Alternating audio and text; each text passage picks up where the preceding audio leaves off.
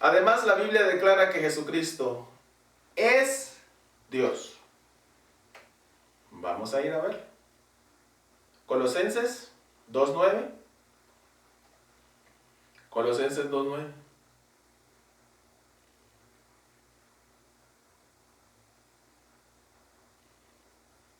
Por aquí está. Colosenses 2:9. Dice así. Está hablando de nuestro Señor Jesucristo. Porque en Él habita corporalmente toda la plenitud de la deidad, con mayúscula, o sea, nuestro Dios. Y en Isaías, cuando habla acerca de la anunciación, de la profecía acerca de cuando iba a venir nuestro Señor Jesucristo, Isaías 9:6, dice así.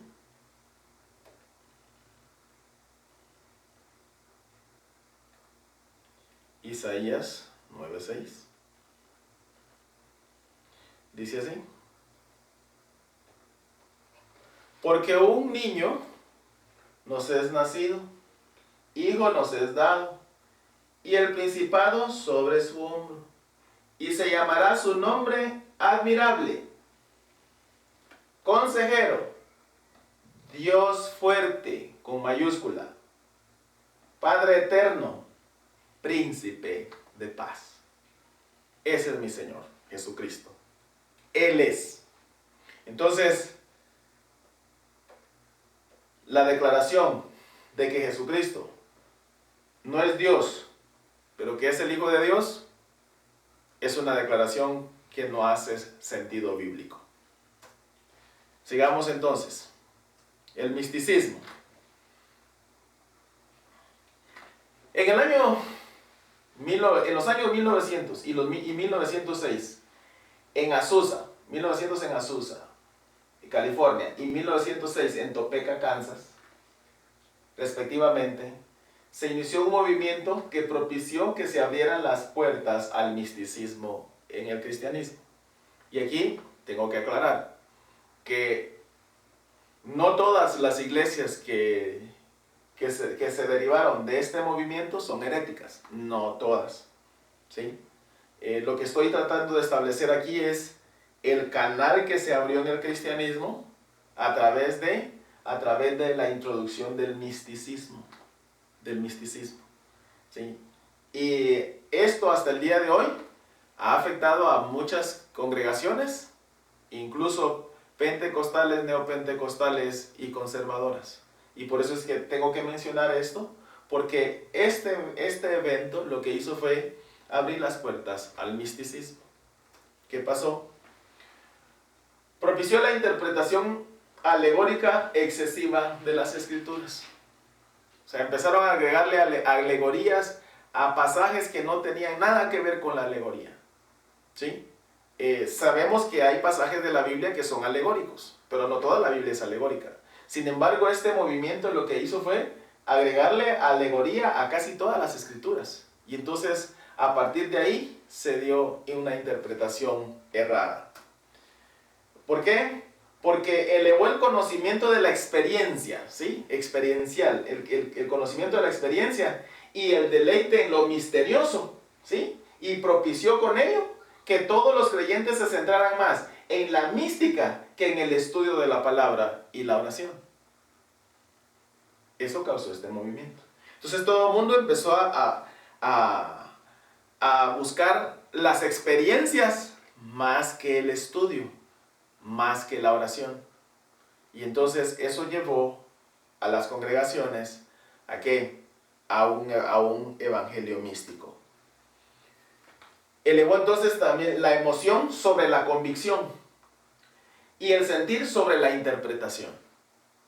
De manera tal entonces que todo se volvió emoción y ya no hubo convicción.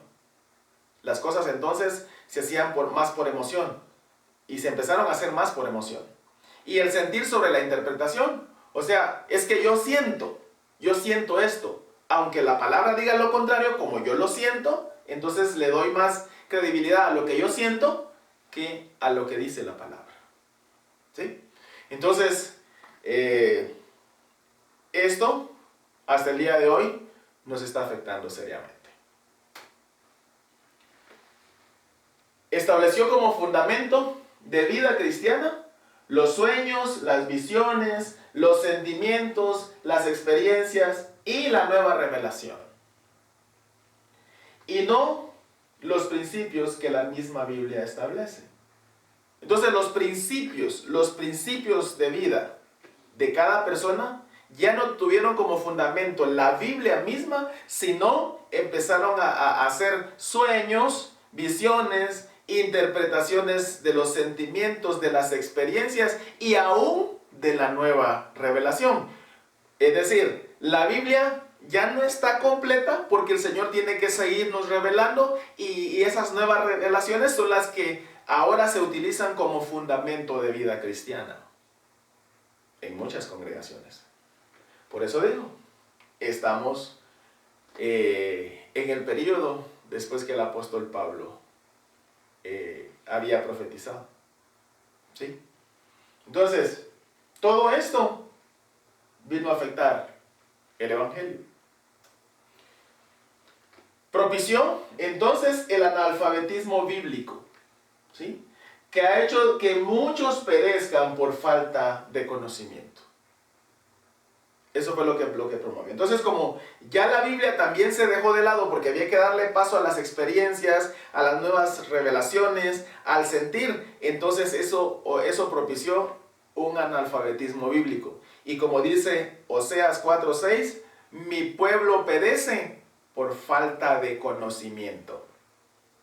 Entonces, eso propició el misticismo. Y por eso dije, no estoy hablando de que todas las iglesias que siguen la corriente después de este movimiento son heréticas. Estoy diciendo que este movimiento abrió las puertas al misticismo. Y eso entonces orientó a muchas personas a vivir un evangelio místico, buscando experiencias, buscando sueños, buscando visiones. ¿Sí? Entonces, hoy he escuchado a muchas personas que en lugar de leer la Biblia para poder encontrar la revelación que Dios le dio a los hagiógrafos en aquel tiempo, a través de la inspiración, entonces van a buscar a la hermana tal que es la profeta porque quieren saber qué es lo que el Señor tiene deparado para ellos. Entonces aquí tenemos que tener mucho cuidado con eso. ¿Por qué? Porque si nosotros queremos vivir bajo principios bíblicos, debemos guiarnos por lo que la Biblia diga. ¿Sí? Y otra vez digo, tenemos que dejarnos guiar por lo que la Biblia diga. O sea, no estoy diciendo que hoy el Señor no pueda hablar por sueños o por visiones. Yo no estoy diciendo eso. Lo que estoy diciendo es que si el Señor me va a revelar algo, tiene que ser algo que esté escrito en su palabra.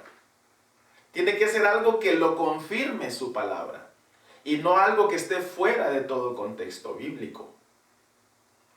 Tengo que tener cuidado con eso.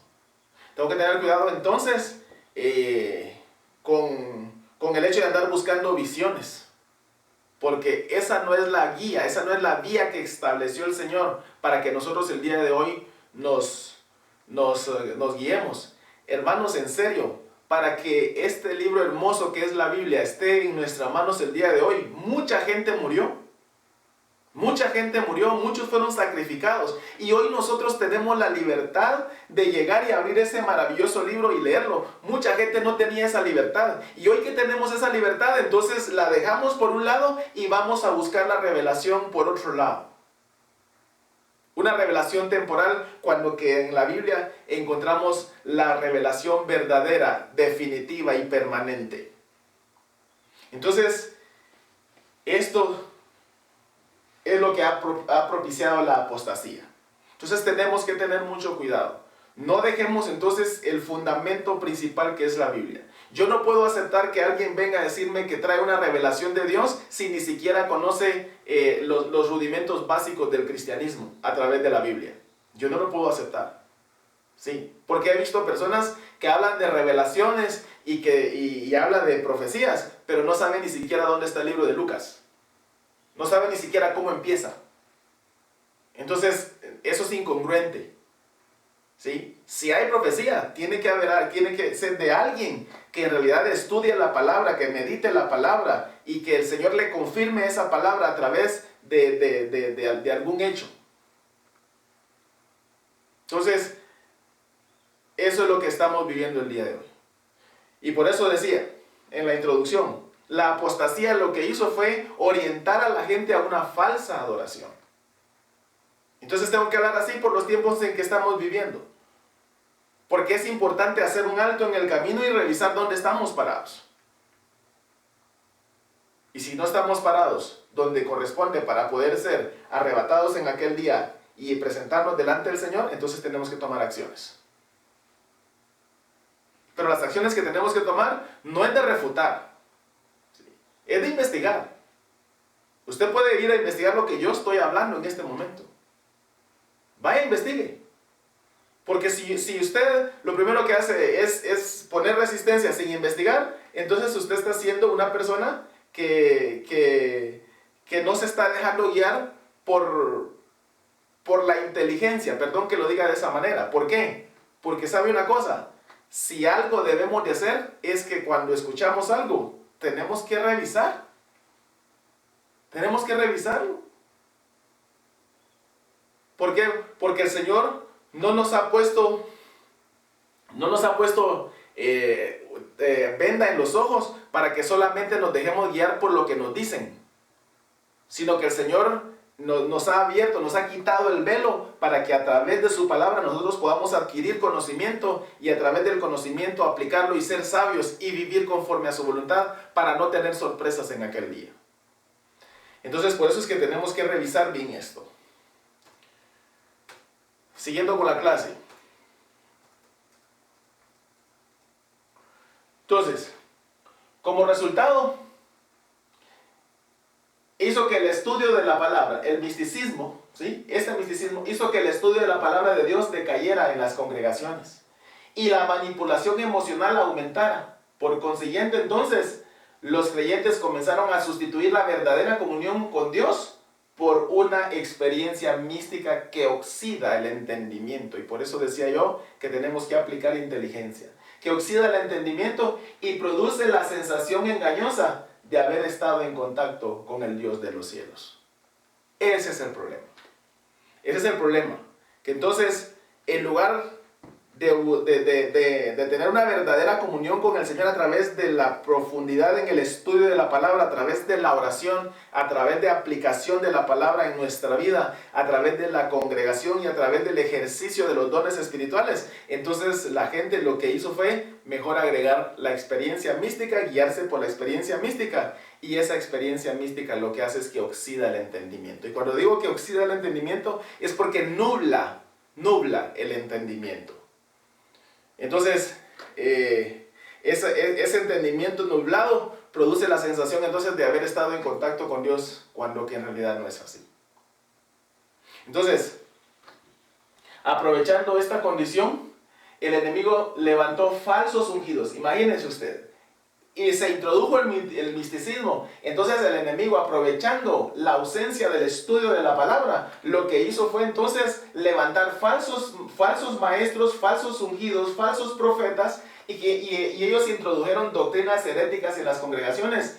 Y hasta el día de hoy mucha gente defiende a esas personas, porque no se aseguraron de ir a revisar en la Biblia, como hacían los bereanos ahí en el libro de Hechos. Los de Berea, cuando llegó aún el apóstol Pablo siendo apóstol, él les llegó a explicar la Biblia, y cuando el apóstol Pablo se iba, ellos iban a revisar si lo que el apóstol Pablo les estaba hablando era correcto, era conforme a las escrituras.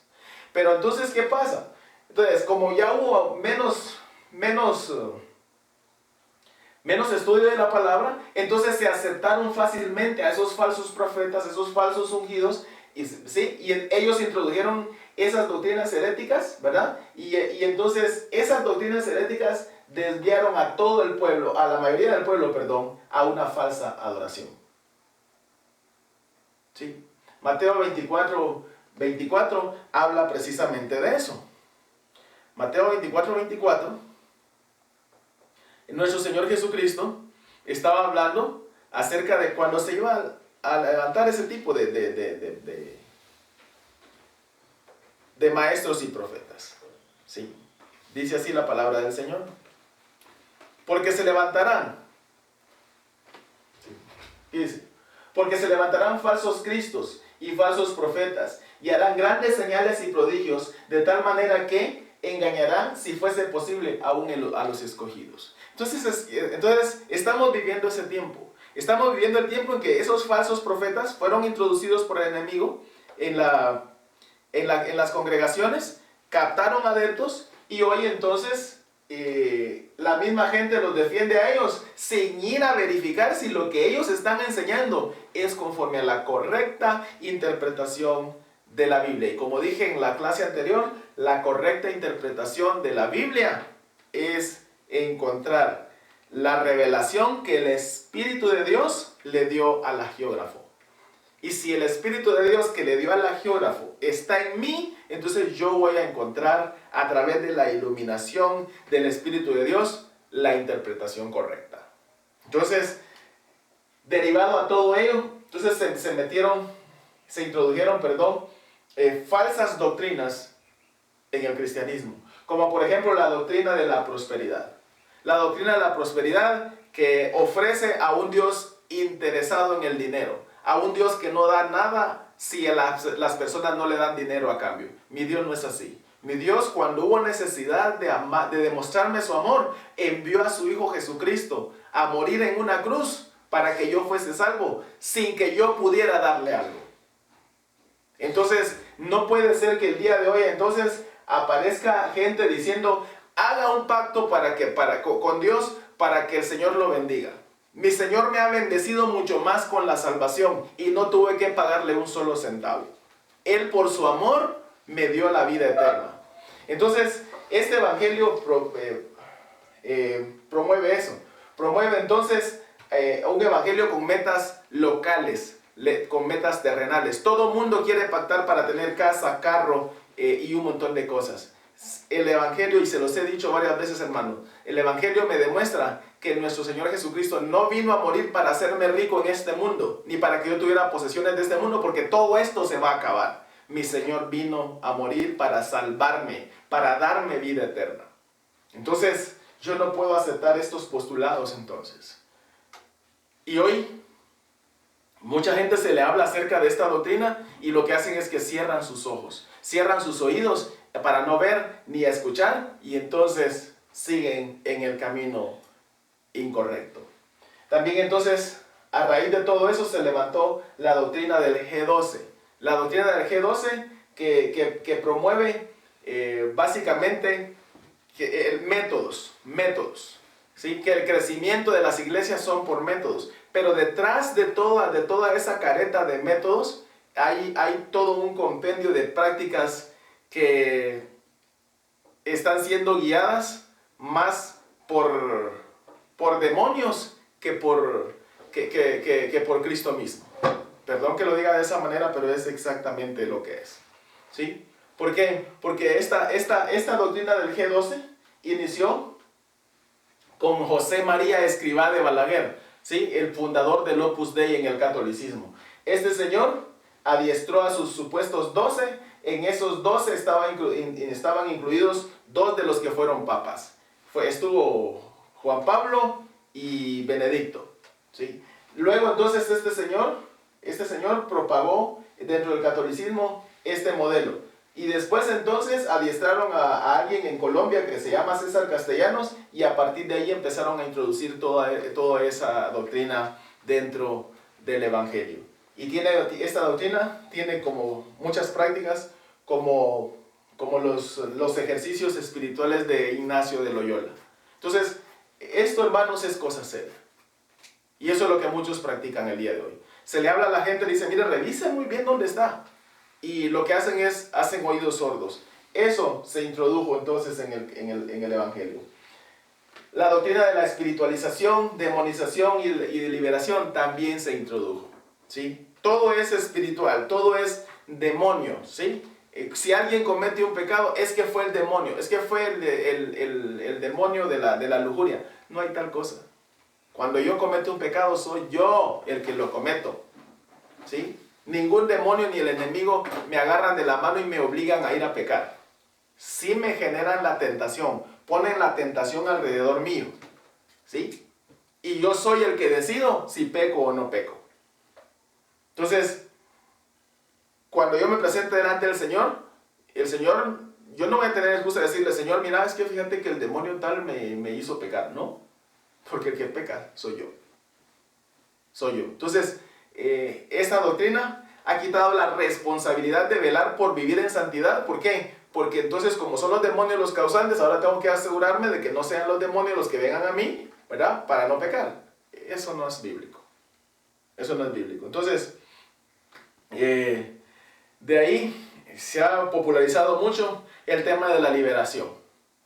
¿Se recuerdan? Yo les explicaba que ahí en República Dominicana hubo un caso de un pastor que ahorita está preso porque él dijo que tenía en su miembro, tenía la unción para poder liberar a las mujeres de demonios. Y así embarazó a un montón de mujeres y aún los maridos le llevaban a sus esposas para que las liberara de demonios. Él está preso porque después se dieron cuenta de que era un charlatán. Entonces, aprovechándose entonces de la falta de conocimiento bíblico de las personas, empezó a acostarse con una y con otra mujer y las embarazó. Eso es un caso famoso, ustedes pueden consultarlo ahí en el internet y ustedes lo pueden ver con más tiempo. Entonces, todo eso se está dando en el cristianismo, ¿sí? Todo eso. Y muchos creen que ese es un cristianismo verdadero, pero como dije, la apostasía vino y se instaló y se posicionó en muchos púlpitos y empezó a hacer estragos, hermano. Y al día de hoy todavía estamos viviendo eso. También introdujeron la doctrina de la alabanza y de la adoración. ¿Se recuerdan? Recientemente terminé un estudio acerca de la música en la iglesia. ¿Por qué? Porque era necesario, hermanos, aclararles que este movimiento de alabanza y de adoración lo que hizo fue desviar a la iglesia de la verdadera adoración. ¿Por qué? Porque mucha gente el día de hoy cree que la verdadera adoración es estar cantando en la iglesia. Y por eso usted va a ver conciertos llenos de gente cantando. Las iglesias tomaron de su tiempo de liturgia, tomaron casi el 70%, el 80% para estar cantando y el 20% para la meditación de la palabra.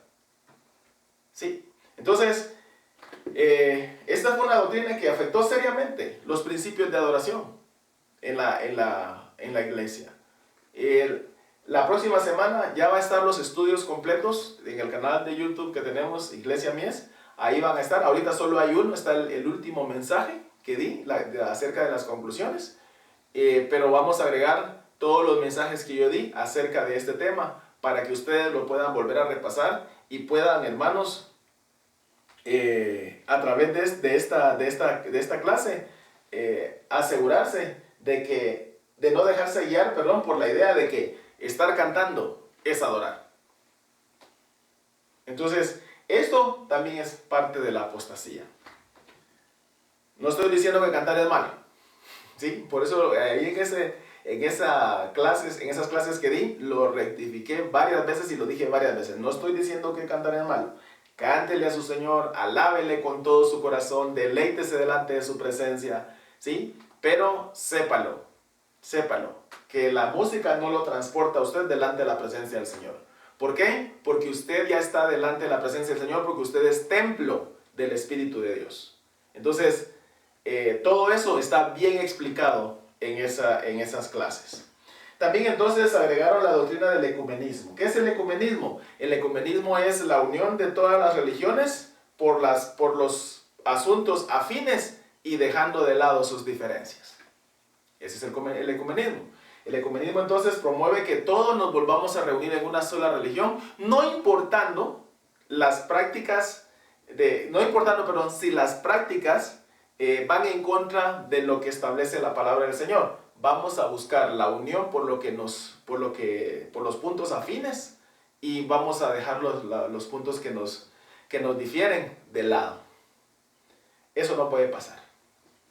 Eso es como que si nosotros viéramos en los evangelios que nuestro Señor Jesucristo, cuando vino aquí a la tierra, estuviera bien abrazados con los fariseos. Y le hubiera dicho, no, pues tenemos el mismo Padre y tenemos cosas afines, dejemos las diferencias de lado. Yo no veo esa actitud en mi Señor. No la veo. Él vino a establecer la verdad. Porque la verdad debe de ser lo que nos mueve. Y ahí es donde tenemos que guiarnos. Si las otras religiones promueven falsedades, promueven mentiras, no tengo nada en común con ellos. Por lo tanto, entonces no me puedo unir con ellos. Y este movimiento ha levantado a muchos líderes muy famosos dentro del cristianismo que a la larga han demostrado que han estado trabajando para esta causa. Entonces tenemos que tener mucho cuidado. Hay muchos famosos que yo he oído mencionar de historia atrás y de actuales que la gente los defiende a capa y espada cuando que sus propósitos es a reorientar a la iglesia a este fin. Y tenemos que tener cuidado con eso.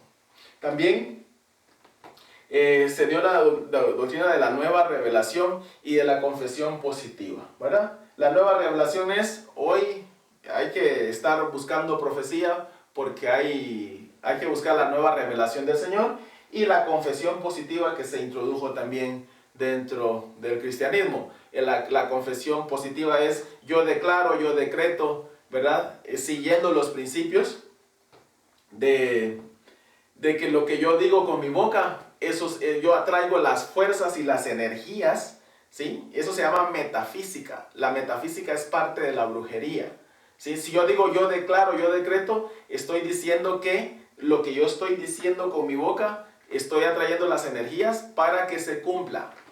Eso es lo que dice la metafísica. La Biblia no me enseña a mí a declarar ni a decretar. Si a mí la Biblia me enseña a declarar, es a declarar las bondades y las maravillas del Señor. No a declarar ni a decretar para que se cumpla en mi vida. Ahí entonces vemos a personas que dicen, yo no recibo eso.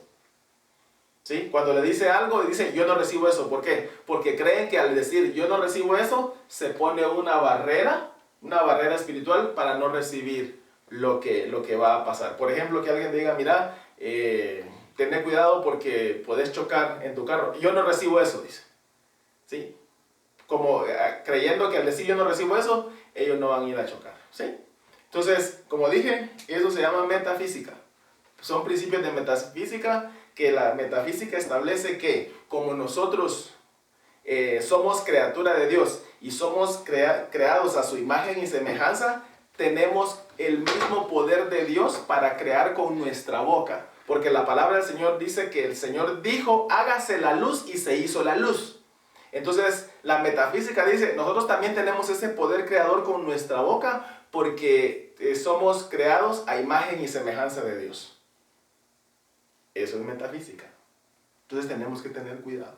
Entonces, como lo digo, la apostasía se posicionó en muchos púlpitos y la gente no empezó a discernir bíblicamente si lo que estaba recibiendo eran principios que la misma palabra establecía.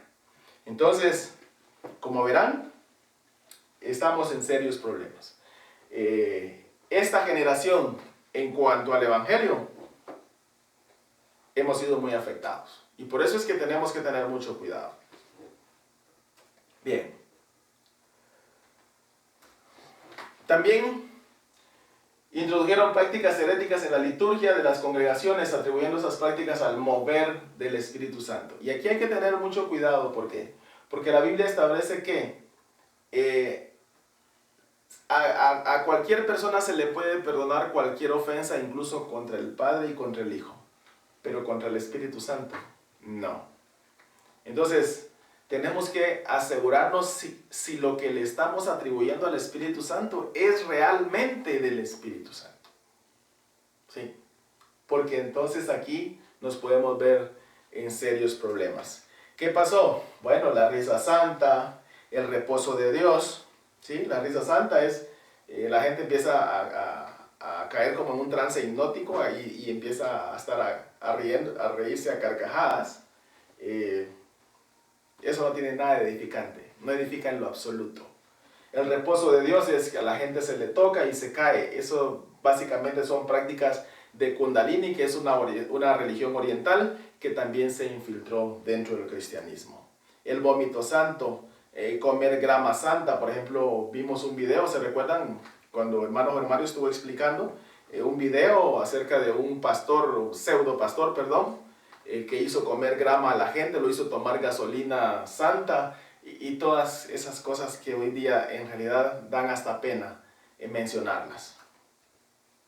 La práctica de la glosolalia descontrolada, que es el hecho de estar hablando en supuestas lenguas, cuando que lo que pasó en Hechos 2 fueron idiomas los que se hablaron, ¿verdad?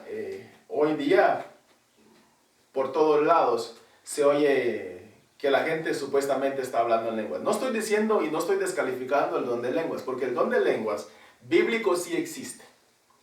El don de lenguas bíblico sí existe. Eso se llama xenoglosia, ¿sí? Entonces, son idiomas entendibles que se dan en un fenómeno muy especial, un fenómeno espiritual y un fenómeno milagroso grandísimo. Yo por eso, ¿se recuerdan cuando les hablé acerca de lo que se dio ahí en Hechos 2? Les dije que eso fue una contraposición a lo que sucedió en la Torre de Babel. En la Torre de Babel hubo confusión porque se diversificaron los idiomas. Pero ese día, ahí en el aposento alto, lo que se dio fue un efecto contrario. ¿Por qué? Porque había gente que hablaba muchos idiomas, pero entendieron el mensaje que se habló. A través de un milagro enorme que el Señor hizo, haciendo que la gente de diversos lugares entendiera en su idioma el mensaje de salvación. Hubo un solo mensaje y en todos los idiomas se entendió.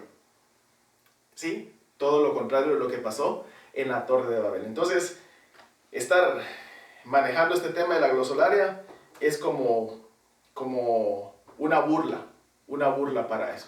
Como digo, no estoy diciendo ni estoy descalificando ese don, ¿verdad? Si al día de hoy pudiera ser el que el Señor lo use, si el Señor lo quiere usar, Él es soberano, yo no soy quien para limitar al Señor, pero debo de asegurarme que sea conforme a los principios bíblicos, que sea conforme a lo que el apóstol Pablo estableció, que debe hacerse una o dos personas a la vez y que haya intérprete. Si no hay intérprete, mejor que cierre la boca, dice el apóstol Pablo. También el chicle ungido, la pelota ungida y un montón de barbaridades, ¿sí? Se han dado casos de pastores imitando a personajes de la farándula mundana. Se han visto a pastores disfrazados del Chavo del Ocho, de Michael Jackson, de Chespirito, y muchas cosas que en realidad degradan lo que es el evangelio y degradan el púlpito, especialmente donde están haciendo esas cosas. El día de hoy veía a un pastor que se disfrazó de Batman, por ejemplo, ¿no? Y empezó a hacer un montón de cosas ahí en el púlpito que más parecían payasadas que otra cosa, con el perdón de los payasos, ¿verdad? Eso era lo que parecía. También hubo necesidad de establecer cristotecas cristianas, ¿no? O sea, discotecas cristianas para ir a bailar, porque los jóvenes para que no se vayan a bailar a una discoteca, entonces hay que ponerles música dentro de la iglesia para que ellos allá dentro de la iglesia bailen con la música que para el Señor se ha hecho exclusivamente en adoración, ¿sí? O sea, la música cristiana, y por eso me gustaría que volvieran a revisar el tema de la música en la iglesia, ¿verdad? La música cristiana se hizo para alabanza del Señor, para exaltar su gloria, para glorificarlo, para eso se hizo, no para bailar, ¿sí? No para estar haciendo desbordar mis pasiones carnales. Hubo danzas mundanas también, todo eso se introdujo. Y bueno, por último, la secularización del cristianismo. Terminando con el tema del misticismo, pasamos a la secularización. Y en las últimas décadas, el secularismo también se ha infiltrado en las congregaciones cristianas, especialmente en las de doctrina conservadora. ¿Qué pasó? Bueno, propició que se diera más importancia a la beneficencia social que al crecimiento espiritual. ¿Qué quiero decir con esto? Que lamentablemente hoy día en las congregaciones se tiene más preocupación por los asuntos de beneficencia social que porque la gente empiece a esforzarse por crecer espiritualmente. Y aquí lo voy a ampliar un poquito más. ¿Por qué? Porque propició que las congregaciones se preocupen más por una buena proyección social que por llevar las buenas nuevas de salvación a las almas. ¿Sí? Entonces, hoy vemos muchas congregaciones donde se preocupan más por llevarle comida a los enfermos. ¿Sí? No estoy diciendo que eso es malo. Yo no estoy diciendo que no hay que hacerlo. De hecho, nosotros lo hacemos y lo hacemos con mucho gusto. Cada cierto tiempo nos vamos a meter ahí al basurero de piteros, ¿verdad? Y no lo digo como para que lo sepamos o que lo sepa el mundo, sino solamente para confirmar lo que estoy diciendo, que no es malo que lo hagamos, ¿sí? Pero no debe de ser la prioridad. ¿Por qué? Porque en Mateo 28 el Señor no nos mandó a darle de comer a toda la gente. El Señor nos mandó a hacer discípulos a todas las naciones. Esa debe de ser nuestra prioridad, ¿sí? Obviamente, también debemos de ayudar a los demás porque somos una iglesia, debemos de proyectarnos hacia los demás en ayuda si esa ayuda nos va a abrir las puertas para evangelizar.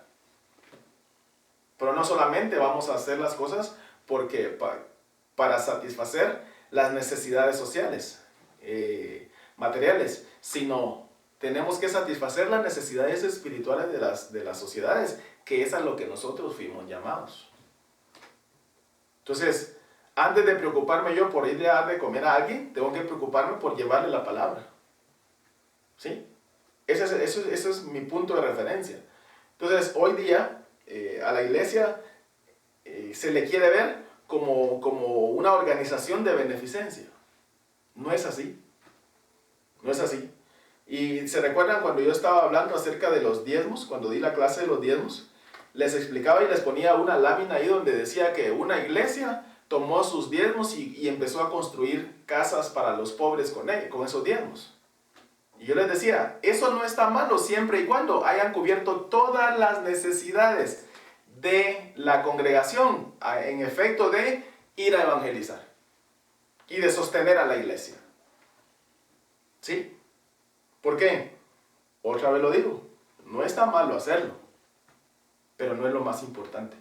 A eso no nos mandó Dios. El Señor nos mandó a ser discípulos. Y por eso entonces es que nosotros debemos de preocuparnos más por el trabajo que el Señor nos asignó. Otra vez lo digo, no es malo que se haga. No es malo que se haga. Pero lo malo es dejar el trabajo, ¿sí? La responsabilidad directa que nos dejó el Señor a un lado por empezar a hacer esas cosas.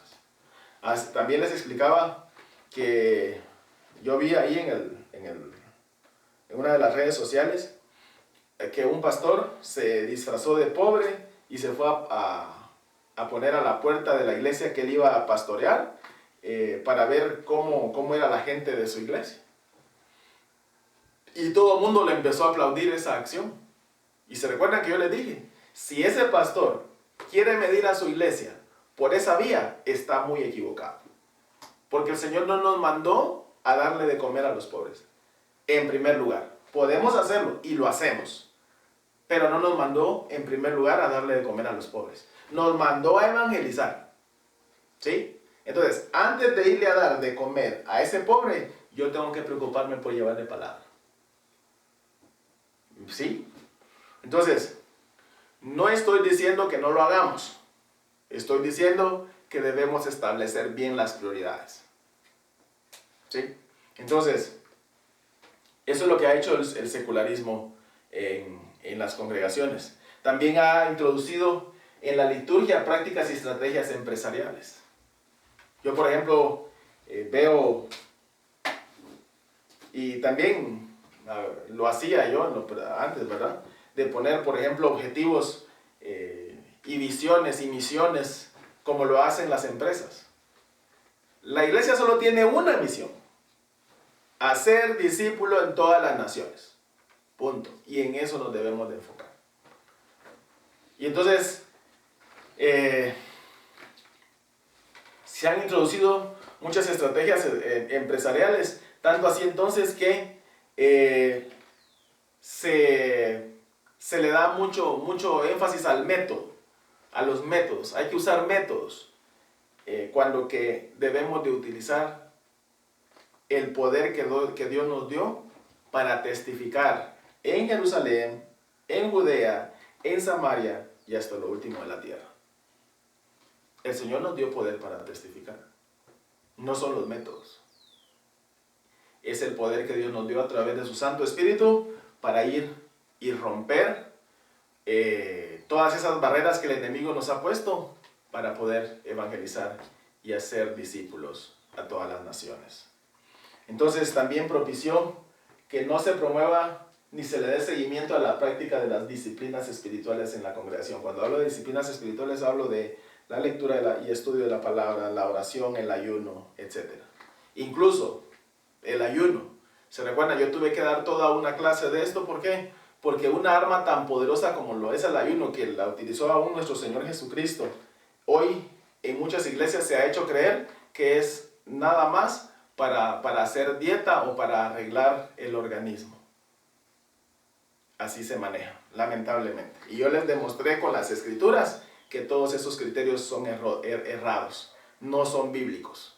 La Biblia nos establece que sí podemos ayunar y lo podemos hacer incluso en equipo o de manera individual. Todo esto entonces propició malos efectos entre los miembros. ¿Sí? Porque sus preocupaciones están más orientadas en agradar a las personas más que al Señor. ¿Sí? Se los decía en la clase de los diezmos, por ejemplo. Afuera, gente que ni siquiera ha abierto la Biblia para conocer acerca de los diezmos, dice que el diezmo es un fraude. Y como queremos agradar a la gente de afuera, entonces no damos el diezmo. ¿Sí? Yo lo expliqué claramente en esas clases. Entonces, no es así. Yo no voy a agradar a la gente de afuera. Mi interés es agradar al Señor. Esa gente de afuera a la que de pronto yo quisiera agradar, y para agradarlos dejo de cumplir lo que el Señor me dijo, esa gente no va a estar conmigo en el día que yo me enfrente al Señor.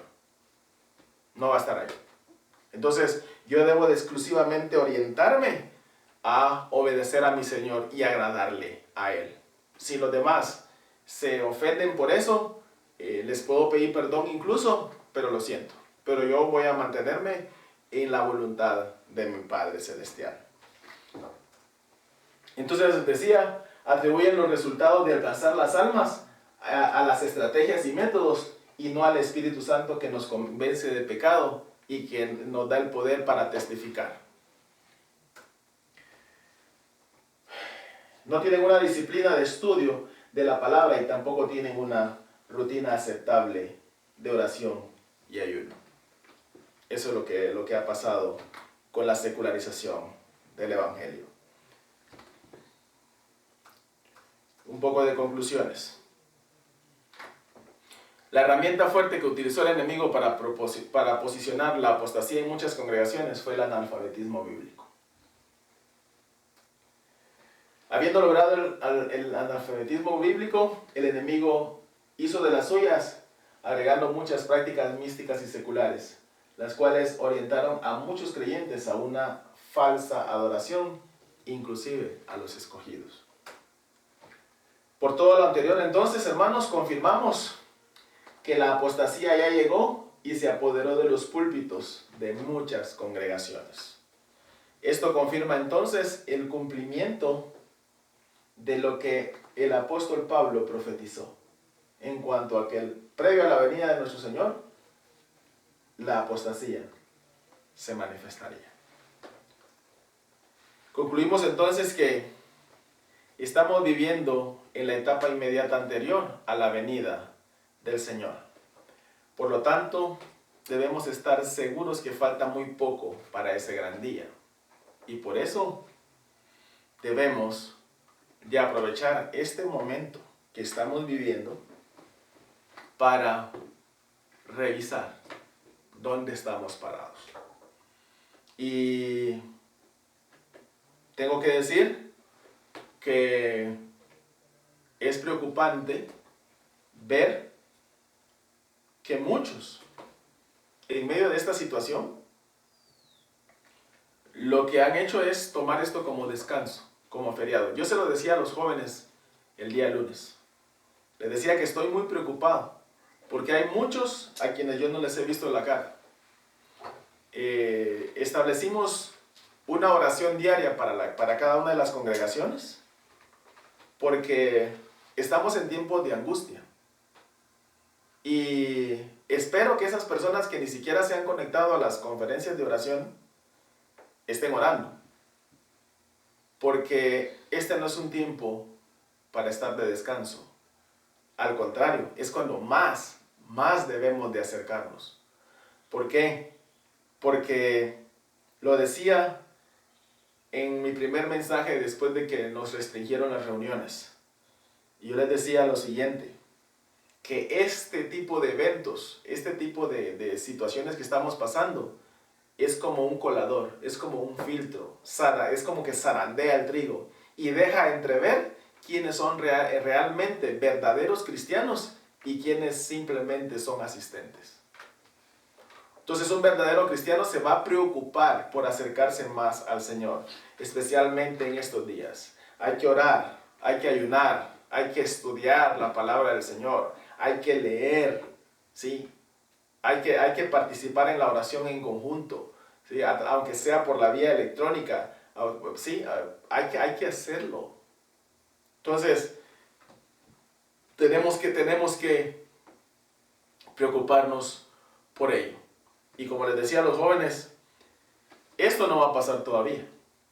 Algunos están esperanzados en que de aquí a unos días, a unas semanas, ya nos podamos reunir. No creo que eso pase.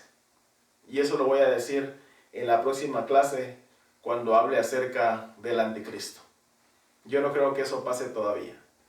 ¿Por qué? Porque si cuando había un enfermo aquí en Guatemala se restringieron las cosas de tal manera que no nos podemos reunir, ahorita hay 87. Al menos hasta ahorita tengo conocimiento de que hay 87. Eso quiere decir que la curva de infección y de contagio va en ascenso todavía. Entonces, mientras esa curva no venga en descenso, las restricciones van a seguir. Entonces, otra vez digo, algunos ni siquiera los he visto y eso me preocupa. Yo espero que estén orando en casa.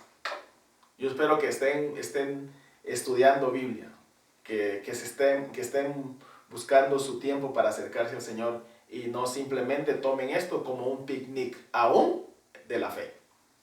No es tiempo para eso. Entonces este tipo de clases nos ayudan a posicionarnos, a decir dónde estoy parado. ¿Sí? ¿Soy o no soy? Y debemos de ser realistas en nuestra evaluación. ¿Sí? Confrontémonos contra las Escrituras. Confrontemos nuestra doctrina contra las Escrituras. Y aún nuestras propias actitudes personales, confrontémoslas con las Escrituras. Y por eso decía, con el asunto del secularismo, en las iglesias conservadoras por lo regular, aquellas especialmente que tenemos la doctrina de que la salvación no se pierde, muchas veces es el hecho de pensar de esa manera nos convierte en holgazanes espirituales, que ni siquiera nos preocupamos como dijo el apóstol Pablo, por ocuparnos por nuestra salvación con temor y temblor. Entonces eso es crítico y eso es serio, especialmente en estos momentos. Así de que, hermanos, yo les invito a que procuren acercarse cada vez más al Señor y aprovechar este espacio de tiempo para acercarse más. Porque, como dije, este tiempo va a definir quién es y quién no es. Oremos. Padre, gracias te damos en esta hora, mi Dios, por la oportunidad que nos das de desarrollar este tema. Bendícenos y haznos sabios, de manera tal que podamos, mi Dios, escudriñar tus escrituras, encontrar ahí la revelación, aplicarla a nuestra vida y ponerla, Señor, como fundamento para desenvolvernos en la cotidianidad cristiana, Señor, que hoy nos toca que vivir. Te pedimos una vez más que nos bendigas y nos guardes, Señor, y ayúdanos a conocerte más en medio de esta situación que estamos pasando. Gracias. En el nombre de Jesús oramos. Amén, amén, amén. Que el Señor les bendiga, hermanos. Seguimos siempre entonces en oración todos los días y con los jóvenes los días lunes y los días sábados. Y los días domingos tenemos también la predicación dominical. De igual manera también los días martes o miércoles la clase correspondiente a este tema. Que el Señor me los bendiga, me los guarde y pronto nos estaremos viendo por medio de la videoconferencia. Amén. Dios les bendiga, amados hermanos. Vamos a continuar con las clases entre semana. Y el tema que estamos viendo, les recuerdo que es nuestra ubicación en la historia bíblica. Hoy vamos a utilizar un pasaje del apóstol Pablo que está en la segunda carta a los tesalonicenses, capítulo 2, versículos 3 y 4. Vamos a analizar sobre este texto. Había estimado cubrir todo el texto hablando acerca de la apostasía y de la manifestación del hombre de pecado, el hijo de perdición. Sin embargo, la información sobre la apostasía es muy vasta, por lo tanto entonces tuve que dividir el mensaje en dos. De manera que hoy entonces vamos a ver el cumplimiento de la profecía del apóstol Pablo sobre la apostasía en 2 de Tesalonicenses 2, 3 y 4. El pasaje dice así: nadie os engañe en ninguna manera, porque no vendrá, aquí está hablando acerca del día del Señor, porque no vendrá sin que antes venga la apostasía, y se manifieste el hombre de pecado, el hijo de perdición, el cual se opone y se levanta contra todo lo que se llama Dios o es objeto de culto, tanto que se sienta en el templo de Dios como Dios, haciéndose pasar por Dios. Hoy vamos a ver entonces la parte que dice: nadie os engañe en ninguna manera, porque no vendrá sin que antes venga la apostasía. Entonces, ¿qué es apostasía? Apostasía es alejarse de la fe o negar la fe. Pero ¿quiénes son los que niegan la fe? Los que están adentro de la fe. Entonces, por eso es que un ateo no puede ser apóstata, porque nunca ha sido cristiano. Apóstata es aquel que, conociendo la verdad, la niega y se aparta. Entonces, hoy vamos a ver que el apóstol Pablo profetizó que previo a la venida del Señor, la apostasía había de manifestarse. Y hoy voy a hablar algunos temas que son contundentes en cuanto al hecho de tratar la apostasía en sí. Y de seguro algunas personas van a resultar inconformes, algunos hermanos que tienen afinidad con estos grupos religiosos de los cuales yo voy a hablar, se van a sentir incómodos, pero mi deber es predicar la palabra. Por lo tanto, entonces, eso es lo que voy a hacer. El propósito de este estudio es que aprendamos, hermanos, que estamos en los últimos días, porque en cumplimiento de la profecía del apóstol Pablo en su segunda carta a los tesalonicenses, la apostasía ya llegó a la iglesia y se instaló en púlpitos de muchas congregaciones. Y desde ahí ha introducido doctrinas y prácticas heréticas que han orientado a un buen número de creyentes a una falsa adoración. Eso hace la apostasía. La apostasía lo que hace entonces es orientar a los creyentes a una falsa adoración. Y la apostasía ya llegó, ya está instalada en muchos púlpitos de las congregaciones. Y ese es el propósito de este estudio del día de hoy. Entonces al final vamos a comprobar que la profecía del apóstol Pablo ya se cumplió y que por eso estamos viviendo en los días previos a la venida del Señor. Veamos entonces el desarrollo de la clase. La apostasía, como dije, ya vino y se posicionó en muchos púlpitos. Empecemos con un poco de historia. De hecho, vamos a ir viendo mucho de historia porque la historia nos va a ayudar a confirmar cómo a través del tiempo la apostasía fue posicionándose y tomando control de los púlpitos. Y entonces empezamos acá, ¿verdad? Después de que en el año 313, en el edicto de Milán, el emperador romano Constantino declarara al cristianismo como la religión oficial del Imperio Romano, la apostasía se apoderó de los púlpitos de la religión popular.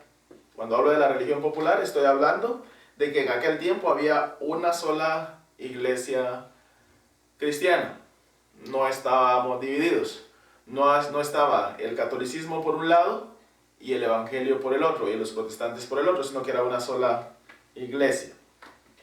Entonces, con este edicto, el emperador Constantino declaró al cristianismo como religión oficial. Hay toda una historia detrás de ella, ¿verdad? Acerca de una guerra que estaba librando Constantino y que tuvo una visión y que vio una cruz en el cielo y unas palabras que le decían, con este símbolo vencerás. Y entonces él entendió que estaba hablando del cristianismo porque el cristianismo habla de una cruz.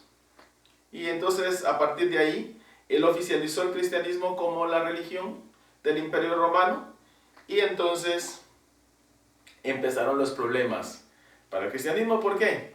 Porque la gente ya no era cristiana por fe, sino por conveniencia.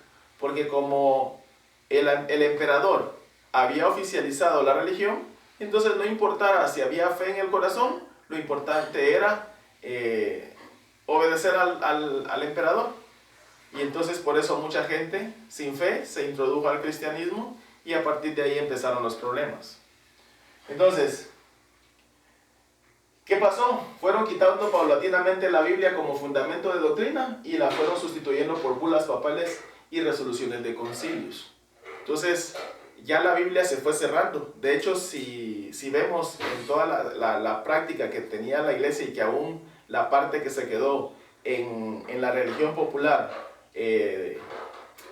trabaja, es producto de bulas papales y de resoluciones de concilios.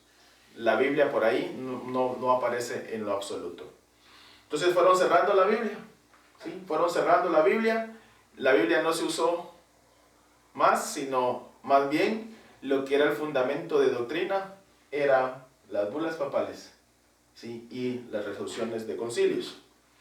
También agregaron a la doctrina muchas prácticas heréticas, tales como la adoración de imágenes, el uso de objetos como amuletos, mediación de María ante Dios, la doctrina del purgatorio, oraciones por los muertos, el vicariato del máximo líder de ellos y el sacrificio de la misa diaria. Entonces todo eso se fue agregando en el transcurso del tiempo. También establecieron las indulgencias, que era el pago de dinero, como medio de salvación de vivos y de muertos. De esto en su momento yo di una clase acerca de las indulgencias y por qué razón Martín Lutero tuvo a bien pegar sus 95 tesis en la Catedral de Wittenberg, protestando del por qué la iglesia estaba equivocada. Sin embargo, ya conocemos la historia. También establecieron 7 sacramentos como medio importante también para la salvación, ¿sí? En lugar de confesar a Cristo como Señor y creer en el corazón que Dios lo levantó de los muertos, que Dios lo resucitó de los muertos. Eso dice Romanos 10:9. Entonces ya no era importante para la salvación la fe, sino el pago de indulgencias y el cumplir con los sacramentos. Eso es antibíblico, puesto que obviamente el libro de Romanos habla acerca de confesar a Cristo como Señor y creer en el corazón que Dios le levantó de los muertos. Entonces, todo eso se agregó y ahí la apostasía fue tomando control de los púlpitos. Yo voy a ir enfocando los puntos principales porque hay mucha información en cuanto a poder detallar aquí de todas las herejías que se han cometido, pero estoy tomando las más importantes, las cruciales, las que tienen que ver con la salvación. Y entonces, con el pasar de los años, ¿qué sucedió? Sucedió entonces que todos los cambios que se fueron introduciendo en la religión popular terminaron haciendo de ella el culto babilónico del presente. Y eso es ahora, el culto babilónico del presente. Y de su líder también se hizo una deidad infalible que ha usurpado en la tierra el lugar de Cristo. Esa es apostasía. Y por eso tengo que mostrarlo aquí en la historia, porque es importante que nosotros nos demos cuenta que la iglesia como tal ha sido atacada desde principios de su creación, de su instalación. Desde el principio de que nuestro Señor Jesucristo subió a los cielos, la iglesia fue perseguida para destrucción. Sin embargo, nada va a prevalecer, ¿sí?, contra la iglesia. O sea, la iglesia siempre se va a sostener, no importa que la persigan. Y de hecho, todo lo que yo estoy escribiendo aquí es un extracto de un libro que el Señor me permitió escribir, que no lo he editado todavía, no lo he publicado todavía, que le puse por título precisamente así: la iglesia prevalecerá para siempre, no importando los ataques que reciba. Entonces, históricamente la iglesia ha sido atacada y lamentablemente la iglesia ha sido atacada y ha sido más lastimada desde adentro que desde afuera. O sea, cuando la iglesia empezó a ser perseguida, se levantaban más cristianos. No importaba si los mataban, si les mataban a sus hijos, la iglesia seguía creciendo. Ese era un ataque desde afuera. Sin embargo, una de las estrategias que le funcionó al enemigo y hasta el día de hoy le funciona es la infiltración. Y entonces desde adentro el enemigo ha bombardeado al cristianismo y lo ha afectado seriamente. Sin embargo, se va a mantener firme porque nuestro Dios es fiel y va a sostener a su congregación.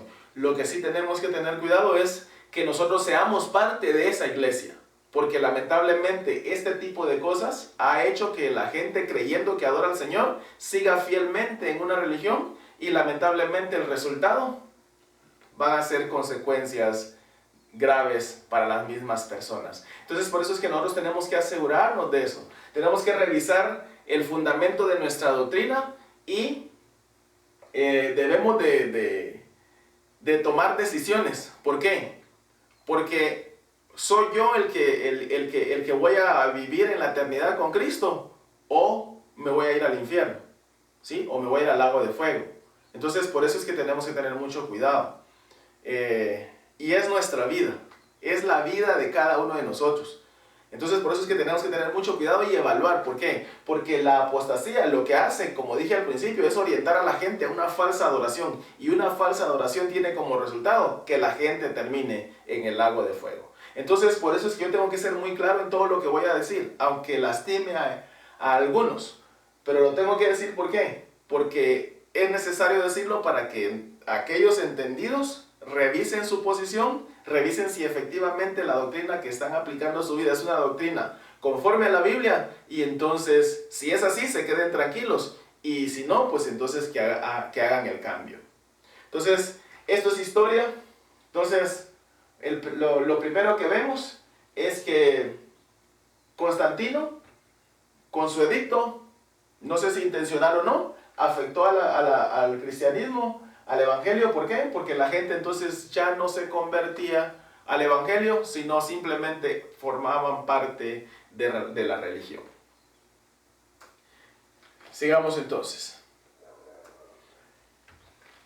Después de la reforma, porque como la iglesia se fue perdiendo, fue cerrando la Biblia y se fueron agregando muchísimas prácticas heréticas que si yo listara esto aquí no me alcanzaría la tarde y a explicarlas.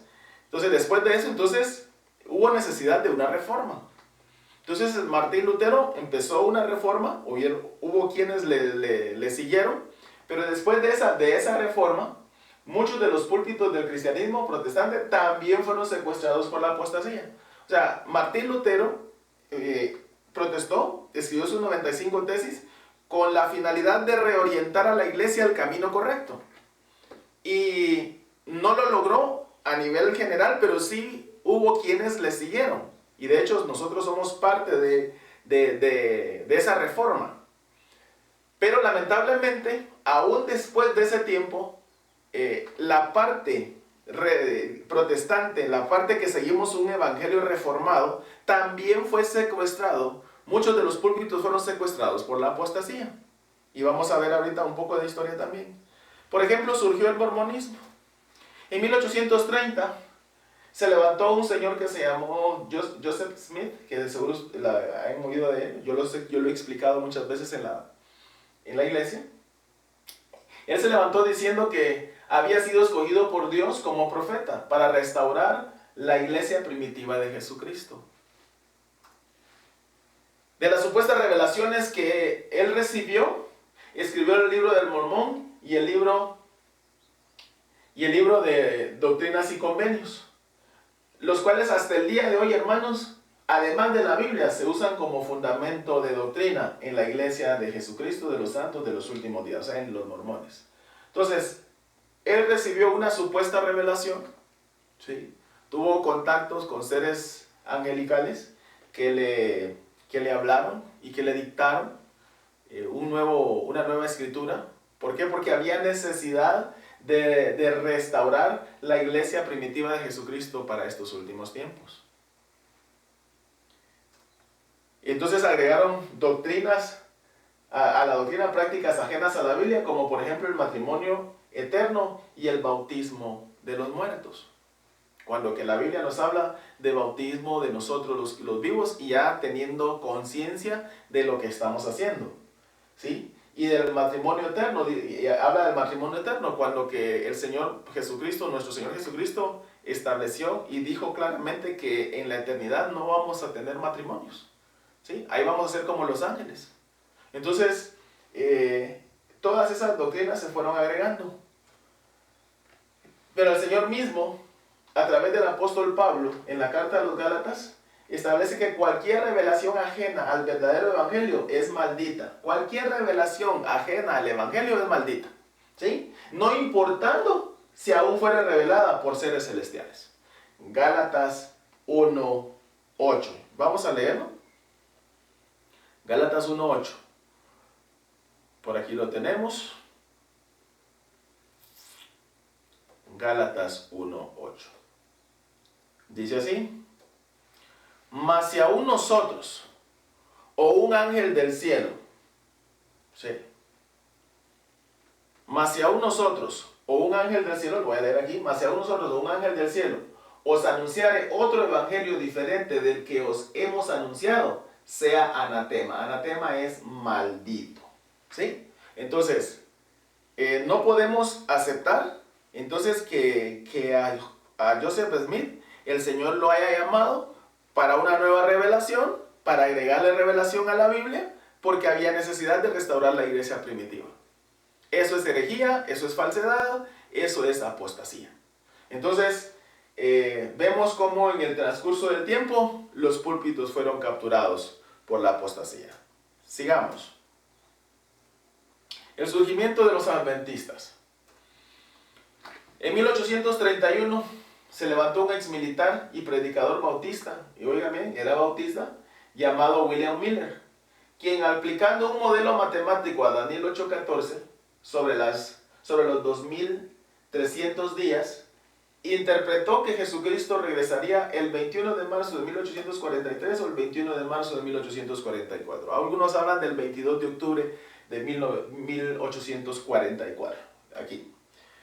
Bien, entonces él hizo su modelo matemático y determinó entonces que con exactitud nuestro Señor Jesucristo iba a venir a purificar el santuario en el año de 1843 y 1844, uno tras otro. Entonces, ¿qué pasó? Como Jesucristo no regresó, y a esto se le llama el gran chasco de la historia, si ustedes quieren adquirir información sobre esto, pongan el gran chasco y ustedes van a encontrar mucha historia acerca de este evento. Entonces, como Jesucristo no regresó en esa fecha, sus seguidores expandieron la teoría, y cuando hablo de sus seguidores, ya estamos hablando aquí de Elena White, su esposo, y otros, ¿verdad? Expandieron la teoría de que la interpretación de William estaba en lo correcto, solo que en cuanto a la fecha. Pero que se había equivocado en la interpretación del santuario, creyendo que se refería al terrenal en lugar del celestial. ¿Sí? Lo que están diciendo ellos aquí fue, no, es que William sí estaba correcto en cuanto a la fecha. ¿Sí? Ya sea 21 de marzo de 1843 o 21 de marzo de 1844 o el 22 de octubre de 1844, él estaba en lo correcto. Lo que pasa es que él malinterpretó, dicen ellos. No fue el santuario de aquí de la tierra, sino el santuario en el cielo. De hecho, aquí en la tierra ni siquiera había santuario. El santuario es el templo de Jerusalén y ni siquiera estaba construido. Hasta el día de hoy tampoco está construido todavía. Entonces, son asuntos de interpretación erróneos. Entonces, dijeron que nuestro Señor Jesucristo en esta fecha entró al santuario celestial. O sea, lo que ellos dijeron fue, William Miller se equivocó, no fue al santuario de la tierra, sino al santuario en el cielo. Que él entró y a partir de entonces de ahí, de acuerdo a esa teoría, Jesucristo entró en el santuario celestial para purificarlo hasta el 21 de marzo, la fecha que ellos hayan dicho, y según ellos entonces inició el juicio inquisidor. Entonces yo por eso les decía la otra vez, hermanos, esto es bastante serio. ¿Por qué?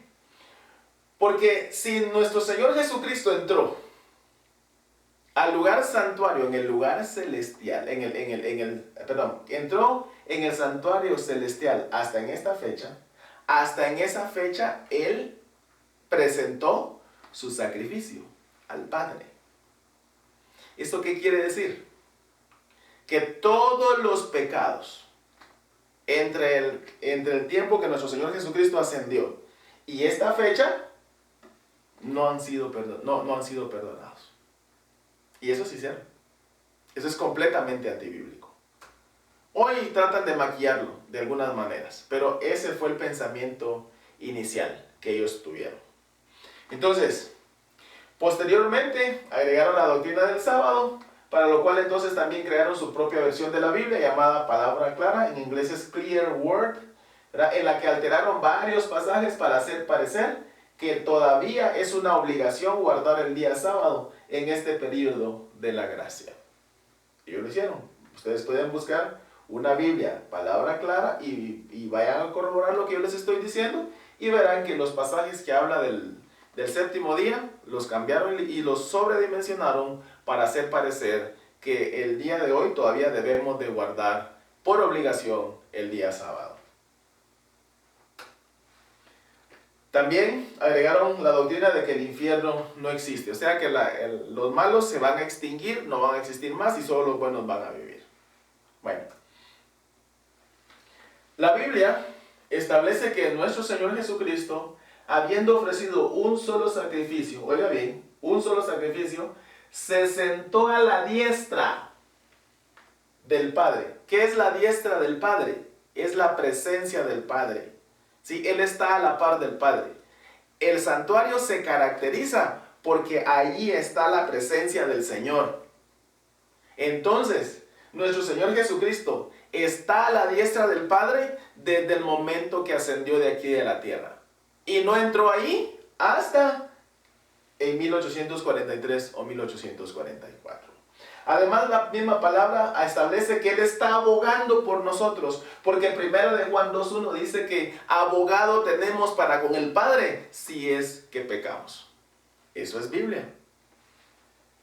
Y también Él no está juzgando en este momento, Él está abogando por nosotros. No hay tal cosa de un juicio inquisidor. El Señor ahorita está abogando por nosotros. Va a llegar el día del juicio. De hecho, el libro del Apocalipsis habla acerca del juicio. Ese día va a llegar. Y entonces nuestro Señor Jesucristo ahí ya no va a ser abogado, va a ser el juez. Porque el Padre le ha entregado a Él todo el juicio. Entonces, ahorita Él no está juzgando, Él está abogando. Eso es lo que dice la palabra del Señor. Y entonces, nadie también habló más del infierno que nuestro Señor Jesucristo. Leamos, ahí tengo las citas, Mateo 10:28. ¿Sí? Leámoslo, Mateo 10:28. Y Él habló en varias ocasiones nuestro Señor Jesucristo habló acerca del infierno. Mateo 10:28. Dice así. ¿Qué dice? Y no temáis a los que matan el cuerpo. Y no temáis a los que matan el cuerpo, mas el alma no pueden matar. Temed más bien a aquel que puede destruir el alma y el cuerpo en el infierno. Entonces, eso es Biblia. Entonces la Biblia establece que hay un infierno, que nuestro Señor Jesucristo está sentado a la diestra del Padre, que está abogando y que no está juzgando a nadie ahorita. Entonces, ¿se dan cuenta? La apostasía se siguió apoderando de los púlpitos. Sigamos. Surgimiento de los testigos de Jehová. En los años de 870, Charles Taze Russell organizó un movimiento llamado Estudiantes de la Biblia, y con este grupo estableció el segundo regreso de Jesucristo para el año 1874. O sea, como que tenían cierta fascinación por establecer una fecha exacta de cuándo iba a venir nuestro Señor Jesucristo. Y entonces Él dijo que iba a venir en 1874, y como no vino, después pasaron la profecía para 1914. ¿Okay? Para justificar el fallo, Russell dijo que cuando Jesucristo resucitó, ya no tenía cuerpo físico. ¿Sí? Ya no tenía cuerpo físico, sino uno espiritual, y que por lo tanto la segunda venida del Señor era invisible, y que Jesucristo bajó a la tierra en 1914. O sea, lo que Él está diciendo es, no, lo que sucede es esto, yo no me equivoqué, ¿sí? No me equivoqué. Lo que pasa es que cuando Jesucristo resucitó, Él no resucitó con un cuerpo físico, sino resucitó en espíritu. Y Él regresó en 1914 a la tierra, o sea, Él ya está aquí. Otra vez digo, son cosas muy heréticas. ¿Por qué? Porque aun cuando Tomás tenía dudas acerca de que el Señor se había presentado a los apóstoles y a los discípulos, entonces nuestro Señor Jesucristo, cuando se apareció la siguiente vez, lo llamó y le dijo, mira, toca. Y es más, para que ellos se dieran cuenta que Él tenía un cuerpo, Él cuando se presentó a ellos la primera vez, les preguntó si no tenían algo que comer, y Él comió. ¿Sí? Entonces, nuestro Señor Jesucristo sí tenía un cuerpo, no fue en espíritu. Entonces, otros años que predijeron que Él iba a venir era 1918, 1925, 1940 y 1975. Entonces, tenían como que fascinación por establecer la fecha en que vendría el Señor aquí a la tierra. Y se recuerdan que yo les expliqué a ustedes cuando vimos la fiesta de las trompetas, les expliqué mucho acerca de por qué nosotros no podemos determinar con exactitud la fecha en que nuestro Señor Jesucristo va a venir. Primero, porque el Señor dijo que nadie lo sabe, más que está en la sola potestad del Padre. ¿Sí? Y ahora nuestro Señor Jesucristo de seguro lo sabe. Pero, aún así, algunos se han aventurado, ¿verdad? a poner fechas. Por ejemplo, algunos han querido establecer más o menos un rango de fechas de cuándo podría venir Él, y cuando hablamos de rango de fechas hablamos de meses, no de años, ¿verdad? Entonces, yo les decía que es imposible, porque muchos se basan en el calendario hebreo, pero yo les explicaba que el calendario hebreo tiene dos problemas. El primero de ellos es que le redujeron más o menos 210 años al calendario para justificar la venida de un Mesías que ellos habían levantado. Y en segundo lugar, les explicaba que quienes certificaban el inicio de año era el Sanedrín hebreo. ¿Sí? El calendario hebreo no tenía una fecha exacta en el que iba a iniciar el año. ¿Sí? El año religioso, porque es el año que empieza en el mes de Nisan, no es el que empieza en el mes séptimo. Entonces yo les explicaba que es imposible. ¿Por qué? Porque quienes certificaban el inicio de año era el Sanedrín, y lo hacían tomando dos factores importantes.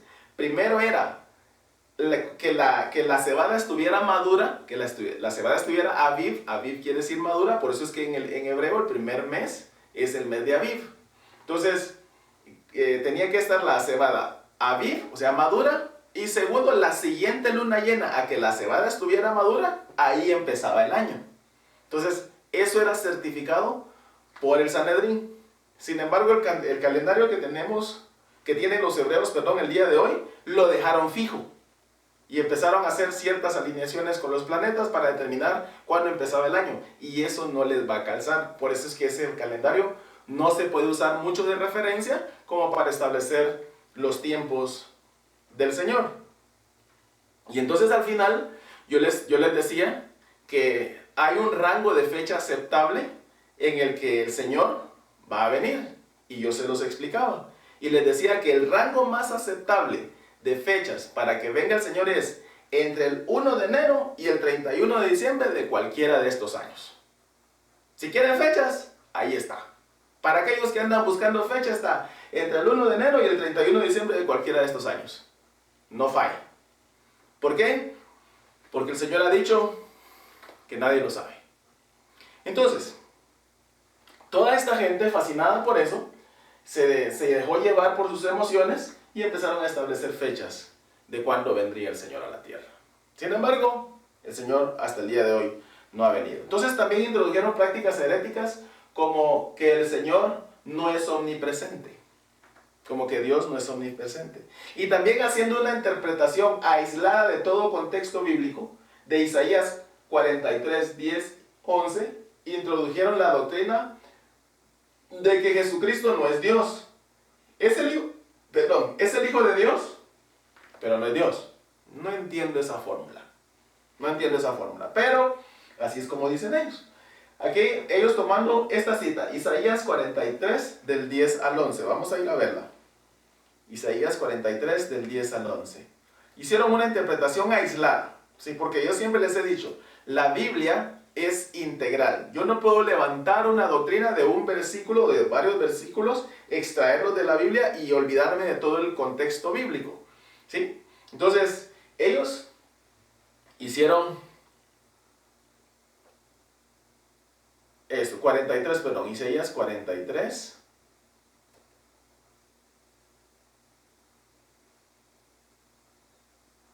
Vamos a ir a ver otra vez.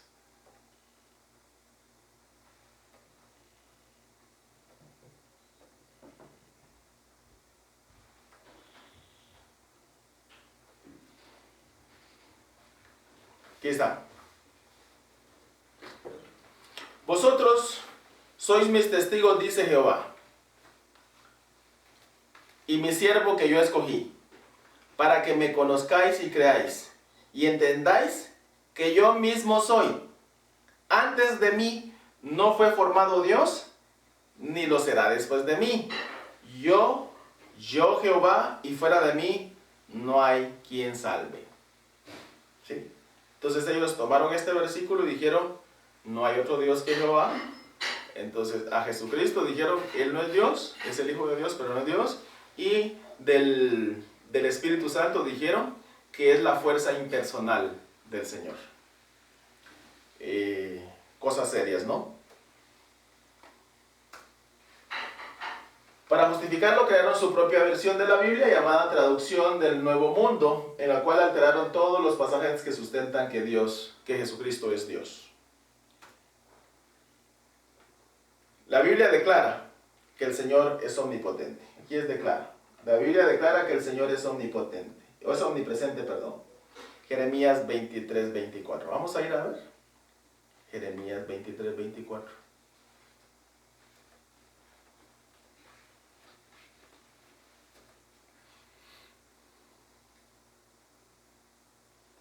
Dice así: ¿se ocultará alguno, dice Jehová, en escondrijos que yo no lo vea? ¿No lleno yo, dice Jehová, el cielo y la tierra? ¿Acaso eso no es omnipresencia? Si eso no es omnipresencia, que me digan entonces.